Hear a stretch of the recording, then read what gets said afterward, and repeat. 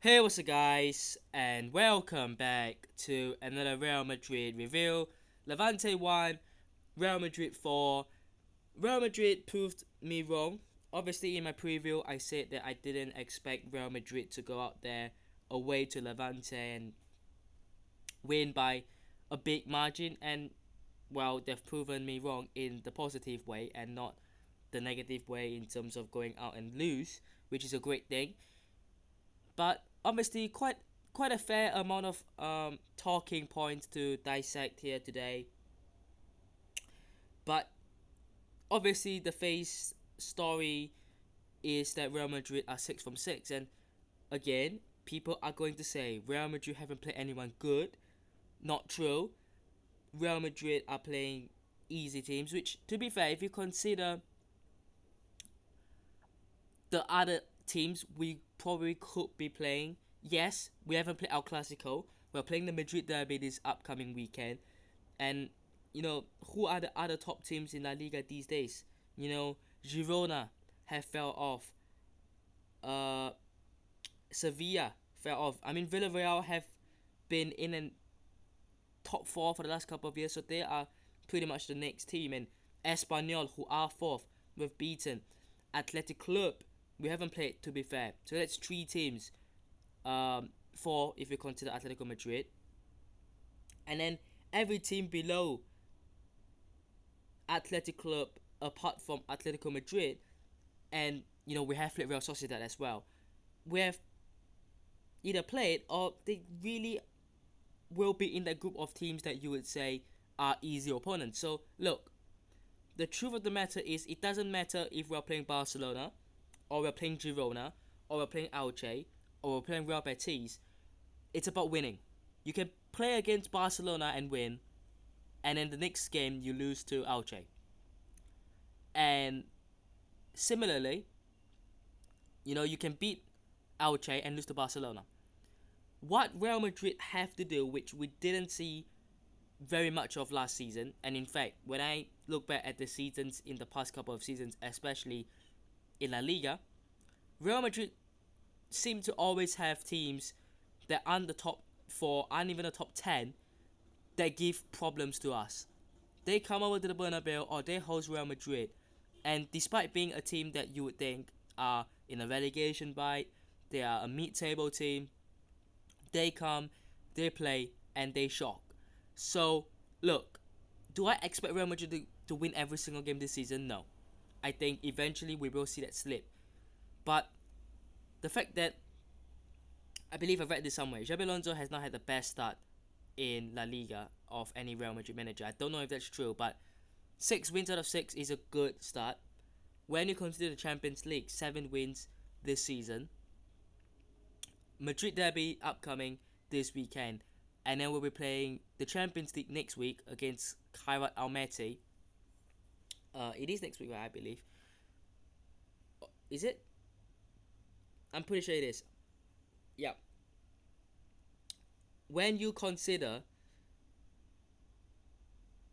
the fact that Real Madrid have won every game this season so far, in terms of La Liga and the Champions League game, what more could you ask for from these players and from this manager? Because if these players and Xabi Alonso didn't win all 6, we will be sitting here saying it's a clown show, it's terrible.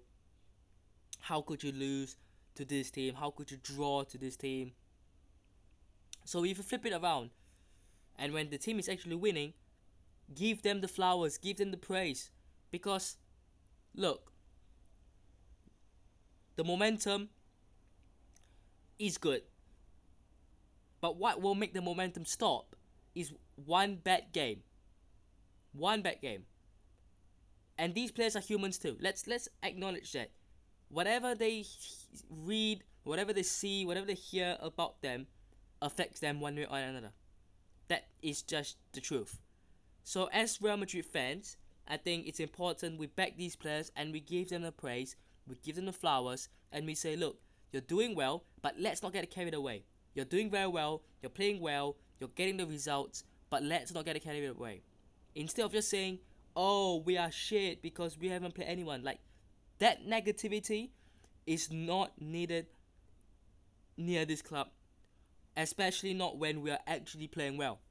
How many times last season, during the terrible spells, were we coming in every single game basically and saying this is a joke, it's a shit show, the players are terrible, the tactics is non-existent, there is no style of play, there is no game plan.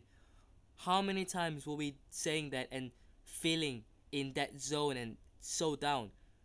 And as much as we're not at 100% with Jabi Alonso, it's refreshing to not have to discuss that week out. We're not having discussed that in the first 6 games in La Liga. Ultimately, the first real big checkpoint is this weekend when we play Atletico Madrid.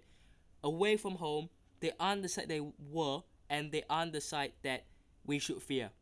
And it's never really been a case when you look at Atletico Madrid, but in the past, they have given Real Madrid problems because they have had good players like Antoine Griezmann, who have carried that ship. But I don't think they've caught enough nowadays. But that being said, it's a derby. Anything can happen. So we can't go in complacent. We can't go in arrogant. Keep our heads down and go in to the next game. But we'll obviously talk more about that in the preview this upcoming weekend. But for Real Madrid, look, this game against Levante, like I said in the preview yesterday, it's a stopgap between the game against Espanyol and Atletico Madrid. It is a tough venue away from home. The atmosphere will be not for us, but for the home team, the opposition. So we are going in having to win, and we didn't just win, we played brilliantly. We really did. Let's talk about the goals. The first goal was scored by Vini Jr., who was incredible. I'm gonna get into him in just a bit later. But Levante failed to clear the ball away multiple times. Arda Güler wins it into the feet of Fede Valverde, who doesn't really do anything. Passes it to Vini Jr.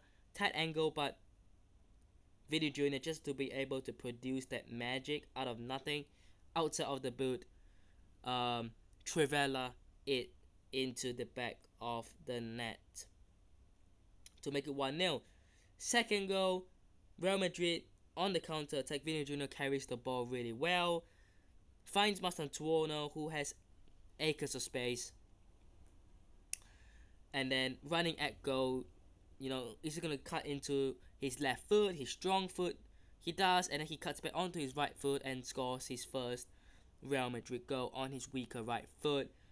Brilliant finish. It was powerful and precise and brilliant from Mastantuono in terms of getting his confidence.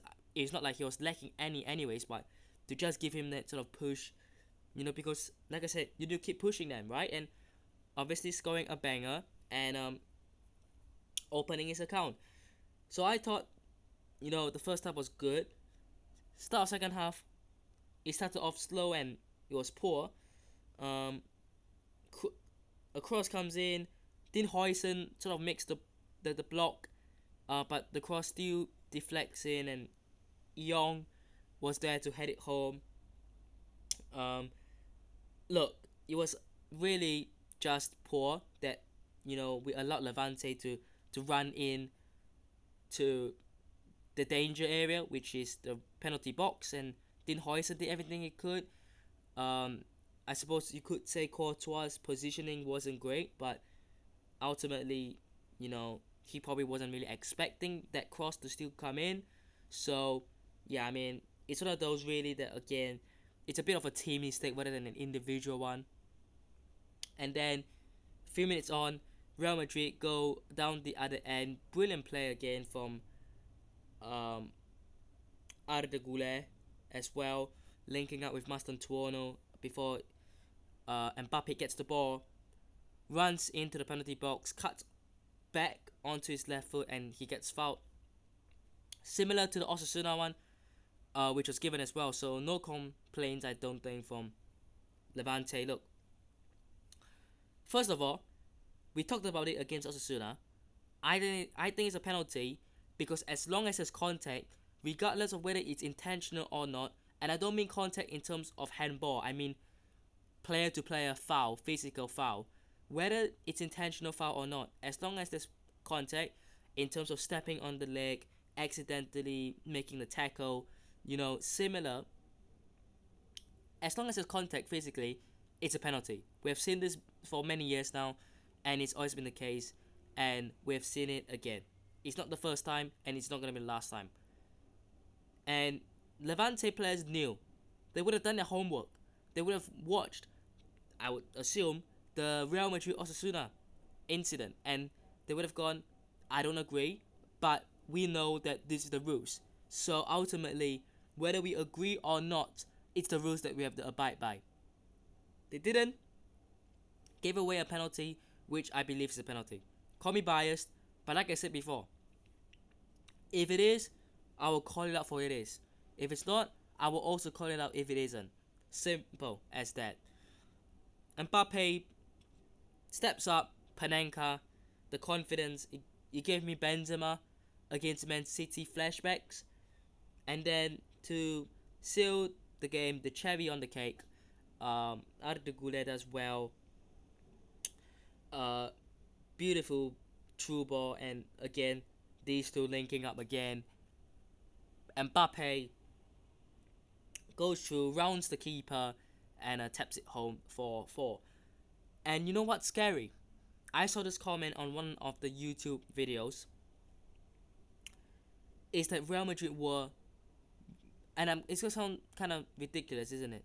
Real Madrid were really, really wasteful. Really wasteful. Like, I believe we could have scored 5, 6, 7. Really, it could have been one of those days. I mean, Vini could have scored another 1 or 2. Bellingham could have scored 1. Like, it really, really could have been 5, 6, 7. It could have been 5-1, 6-1, 7-1. Really. So, it's pointing in the right direction, but we also know that we mustn't get carried away. In terms of, look, it's early. We haven't had a tough test yet, but obviously we are gonna have to prove what we are, where we are, this weekend. Before I end, I'm pretty sure today is a shorter review than usual. Just wanted to talk about the team and the setup. So, Courtois, I thought was okay. Again, look, the goal that we considered, I would say partially was his fault, but not entirely. I don't think you can blame him. He wasn't anticipating it, but the positioning was, to be fair, quite shocking in general. Raul Asensio, Huijsen, Carreras, and Fran Garcia was the back 4. I don't know if it was supposed to be a back 3 with Alvaro Carreras as one of the centre backs, or it was meant to be a back 4 with Alvaro Carreras as a centre back and Raul Asensio as the right back. But ultimately, it worked. An all Spanish back line, which was brilliant.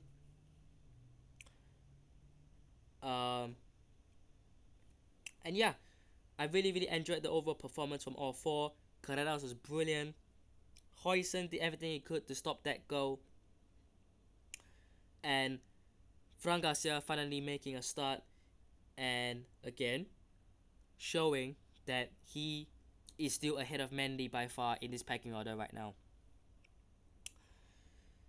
The midfield was Ceballos and Fede Valverde with Mastantuono.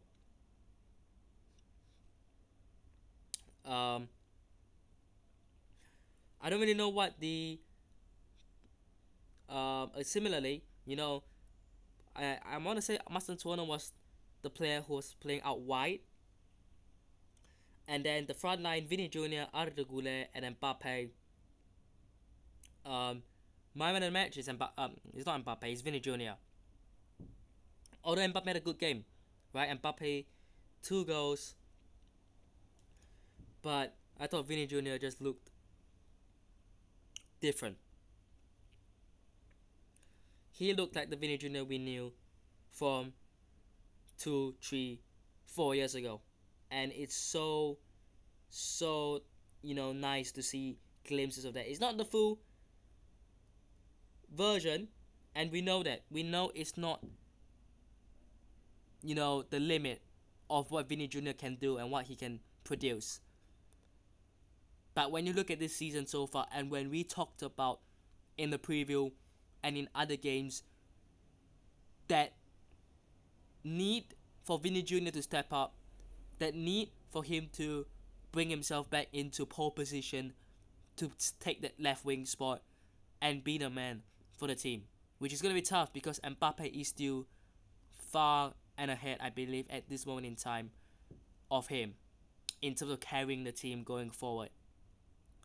But Vini Jr. is making a good step, a good progress, and we want to see that. We like to see that. In terms of the subs, Tchouaméni came on for 20 minutes for Mastantuono, Bellingham as well for Fede Valverde, and then for about 10 minutes or so, Alaba came on for Alvaro Carreras, and Camavinga came on for Dani Ceballos, and those were the 4 changes. Once again, no Rodrigo. No, actually he did come on. I'm sorry, I didn't see that. Oh man, I'm gonna get hated. He did come on as well for Mbappe. But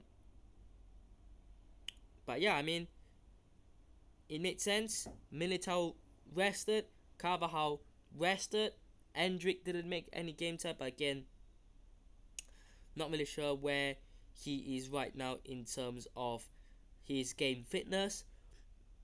And yeah, overall, look, very happy with the result. Good performance. Let's keep it going for the Madrid derby. But I hope you guys have enjoyed today's video. Hit the button if you did. Subscribe to the channel on already. And I'll see you guys in the next one. Peace.